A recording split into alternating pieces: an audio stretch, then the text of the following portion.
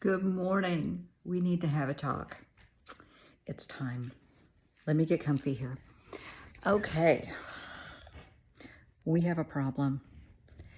I got a call from a parent who's just exasperated, of course.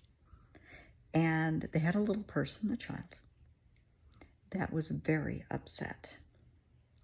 And the parent, I'm going to be blunt because those of us that are parents, you'll understand what I'm saying. They just didn't have time to deal with what the child was whining about. Those are their words, not mine.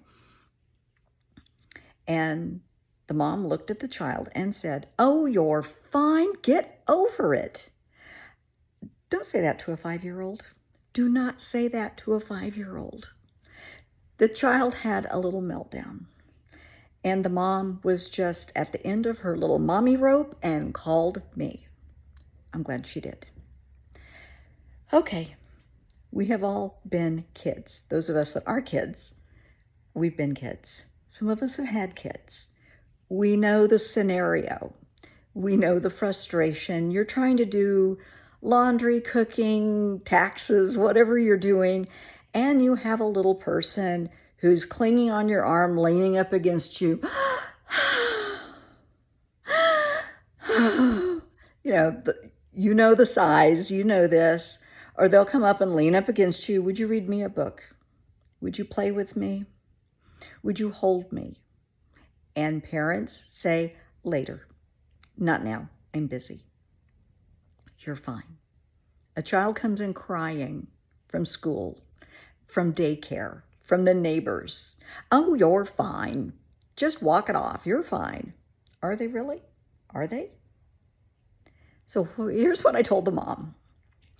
I said, I want you to think back to when you were about that age. And we talked about, just the normal stuff when you're 5 years old and in preschool and kindergarten and all that and all the dramas that go with it. And I said, what sticks out in your mind? Tell me something awful that happened. She said, "Oh my God, I remember this one time," and she told me the story. As adults, honey, it's nothing. But she remembers that vividly and teared up talking about it. She said, "I haven't thought about that in years." I said, "That was big to you, right?" "Oh, yeah." I said, "What'd your parents say?" "Oh, and she just looked at me. I said, "Say it." She said, "They told me to get over it." I said, "How did that make you feel?" And she said, "Like I didn't matter." "Really? You matter." And she started crying. She said, "I didn't realize I was doing that." I said, "I know. It's okay. Because now you know. Now it won't happen again." And then, she said, "Oh my God, I'm a bad mom." No, you're not.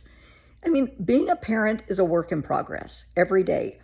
My son is 43 years old with a family of his own. And trust me, as a mom, it's still a work in progress. It always is. We're all a work in progress. So don't start blaming yourself and beating yourself up. Let's just learn the life lesson and move forward. We, as people on this planet, have the right to feel whatever you feel. Don't let anyone discount that. Don't let people tell you, "Oh, walk it off, you're fine." I heard that when I was little. I've heard that as an adult. "Oh, get over it. It's not that big a deal." It is to me. Feel whatever you're feeling.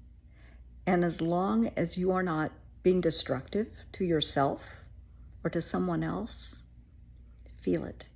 I want you to feel it. I want you to sit in whatever you're feeling and acknowledge it. I want you to understand it. If you're sad, sit with it. Why am I sad? What's making me sad? And then you realize what it is. Yeah, that's awful. I hate this. And then you let it go. Because you've recognized it. We're going to find a way to deal with it, and you let it go. You don't hang on to that feeling. You can let it pass, work through it, breathe through it. But it's okay to feel whatever you feel. Whether you're 5, whether you're 50, it doesn't matter. Do not discount people's feelings or their thoughts. Nothing is worse than If you're going car shopping or house shopping with your spouse or significant other, and you say, oh my gosh, I love this car. No, you don't. Excuse me? You know what I like and I don't like. Well, you don't want that. Really?